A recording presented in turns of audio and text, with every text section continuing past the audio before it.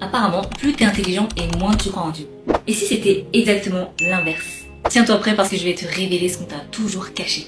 Entre 1901 et 2000, l'auteur Baruch Shalev a analysé plus de 700 lauréats du prix Nobel dans son livre 100 Years of Nobel Prizes. Et devine quoi? Plus de 85% croyaient en Dieu et près des 2 tiers se disaient chrétiens pratiquants. Et là, je te parle pas du petit chercheur dans son labo, je te parle de l'élite mondiale.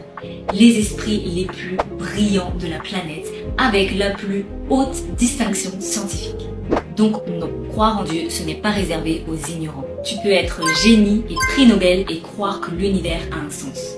Et d'ailleurs, la science n'a jamais exclu Dieu. Ce sont les mentalités qui ont changé. Parce qu'au XXIe siècle, c'est vrai, la proportion de scientifiques croyants a baissé. Mais pas parce que Dieu a été refuté. Non.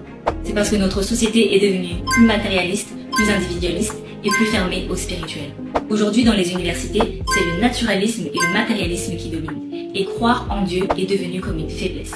Résultat, beaucoup de chercheurs adoptent ce cadre par conformisme intellectuel et pas par réflexion.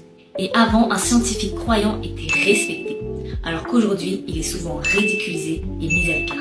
La vérité, c'est que ce n'est pas la science qui a changé, c'est la société qui rejette Dieu. Et n'oublie pas, la science explique le comment, mais seule la foi répond au pourquoi.